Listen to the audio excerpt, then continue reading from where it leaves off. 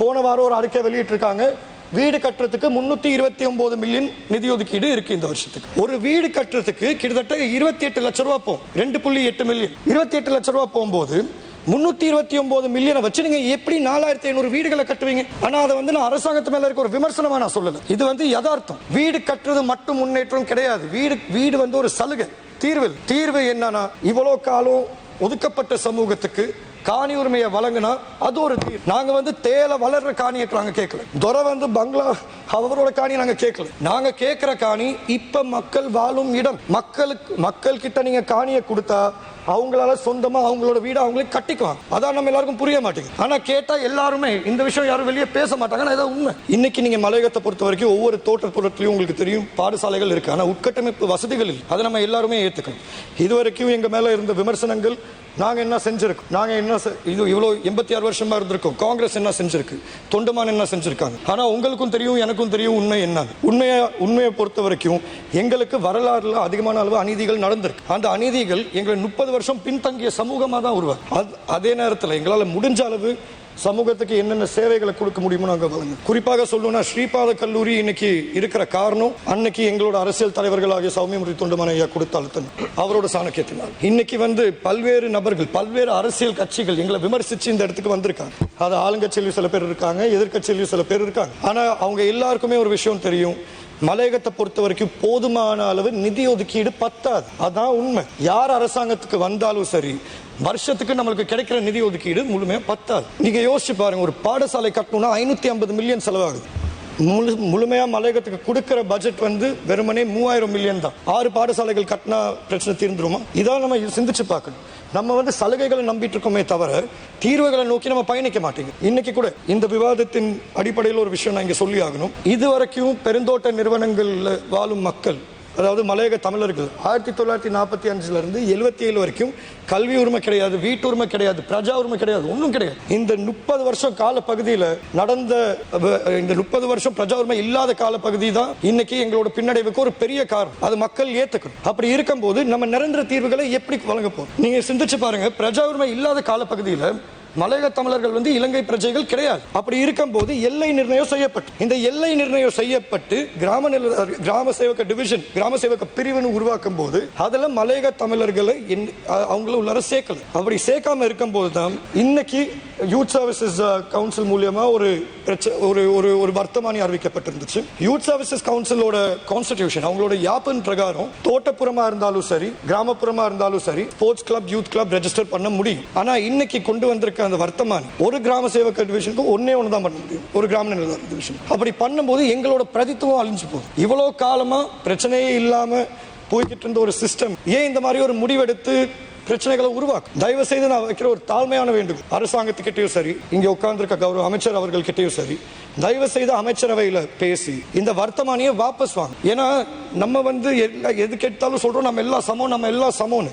எனக்கு இலங்கையர் என்கிற ஒரு பெருமை, அந்த ரீதியா நான் சொல்லுவேன், ஆமா இலங்கையர் தான் நான் சமம் தான். ஆனா அதே நேரத்தில் நம்ம சிந்திச்சு பார்க்கணும். நம்ம பேசுறோம் எக்விட்டியை பத்தி, ஈக்குவாலிட்டியை பத்தி இல்லை. மலையக தமிழர்களை பொறுத்த வரைக்கும் எக்விட்டி தான் தேவைப்படுது. எக்விட்டி நான் ஏன் சொல்றேன்னா, நீங்க எல்லாரும் யோசிச்சு பாருங்க, இன்னைக்கு நாடு இருக்கிற சூழ்நிலையில நம்ம வீடு கட்டுறது பொய் வேலை. வீடு கட்ட முடியாது, ஏன்னா அவ்வளவு நிதி ஒதுக்கீடு கிடையாது. இதே பாராளுமன்றத்துல தான் பெருந்தோட்டத்தை பிரதித்துவப்படுத்துற அமைச்சர் சொல்லியிருந்தாரு, நாங்க 4500 வீடுகள் கட்ட போறோம் இந்த வருஷம். ஆனா போன வாரம் ஒரு அறிக்கை வெளியிட்டிருக்காங்க, வீடு கட்டுறதுக்கு 329 மில்லியன் நிதி ஒதுக்கீடு இருக்கு இந்த வருஷத்துக்கு. ஒரு வீடு கட்டுறதுக்கு கிட்டத்தட்ட 28 லட்சம் ரூபாய் போகும். 2.8 மில்லியன் 28 லட்சம் ரூபாய் போகும்போது 329 மில்லியனை வச்சு நீங்க எப்படி 4500 வீடுகளை கட்டுவீங்க? ஆனா அதை நான் அரசாங்கத்து மேல இருக்க ஒரு விமர்சனமா நான் சொல்லல. இது யதார்த்தம். நம்ம வீடு கட்டுறது அன்சஸ்டைனபிள். 2,51,000 குடும்பங்கள் இருக்கு. நம்ம ஒரு வருஷத்துக்கு இப்ப பொருளாதார நெருக்கடியில் இந்த வருஷத்துக்கு நம்மளால ஒரு 300 வீடுகள் 500 வீடுகள் தான் கட்ட முடியும். அப்படி இருக்கும்போது மலையகத்துல நீங்க நினைக்கிற மாற்றம் வராது. வீடு கட்டுறது மட்டும் முன்னேற்றம் கிடையாது. வீடு ஒரு சலுகை. தீர்வு என்னன்னா, இவ்வளவு காலம் ஒதுக்கப்பட்ட சமூகத்துக்கு காணி உரிமையை வழங்கினா அது ஒரு தீர்வு. நாங்க வந்து தேல வளர்ற காணியை நாங்க கேட்கல, துரை வந்து பங்களா அவரோட காணியை நாங்க கேட்கல. நாங்க கேட்கிற காணி இப்ப மக்கள் வாழும் இடம். மக்கள் கிட்ட நீங்க காணியை கொடுத்தா அவங்களால சொந்தமா அவங்களோட வீடு அவங்களே கட்டிக்குவாங்க. அதான் நம்ம எல்லாருக்கும் புரிய மாட்டேங்குது. ஆனா கேட்டா எல்லாருமே இந்த விஷயம் யாரும் வெளியே பேச மாட்டாங்க. இதான் உண்மை. யாரை கேட்டாலும் சொல்றாங்க இல்ல காணியை கொடுத்தா வித்துருவாங்க. விற்கிறாங்களோ வைக்கிறாங்களோ அது அவங்களோட இஷ்டம். அதுக்கு பேர் தானே காணி உரிமை. It's unconditional. அப்படி இருக்கும்போது நம்ம வந்து சொல்லிட்டு இருக்கோம், ஒவ்வொரு மீடியாவிலையும் நானும் பார்த்துட்டு இருக்கேன், அரசாங்கத்தை பிரதித்துவப்படுத்துற சில உறுப்பினர்கள் சொல்றாங்க காணி உரிமை நாங்க வழங்க தயாரா இருக்கு, காணி உறுதி பத்திரங்கள் நாங்க வழங்கிட்டு இருக்கோம், காணி உறுதி பத்திரங்கள் நாங்க 3ஆம் தேதி வழங்க போறோம். நீங்க வழங்குற காணி உறுதி பத்திரங்கள் ஏற்கனவே கட்டப்பட்ட வீடுகளுக்கு தான் நீங்க வழங்குறீங்க. அது காணி உரிமை இல்ல, அது வீட்டுரிமை. காணி உரிமை ஒரு சமூகத்துக்கு கிடைக்கிற தீர்வு. இப்ப கிளீன் ஸ்ரீலங்கா ப்ரோக்ராம் வந்துச்சு. அதுக்கடியில் நீங்க என்ன பண்ணீங்க, 75 லைன் அறைகளை சுத்தம் செஞ்சீங்க. இப்ப அதுல சில விமர்சனங்கள் இருந்துச்சு. அதுல உங்க பக்கம் இருந்த நியாயம் நீங்க சொன்னீங்க, இல்ல நாங்க வீடு எல்லாரும் கட்டுவோம், ஆனா கட்டுற வரைக்கும் நாங்க இந்த லைன் அறைகளை புதுப்பிப்போம்.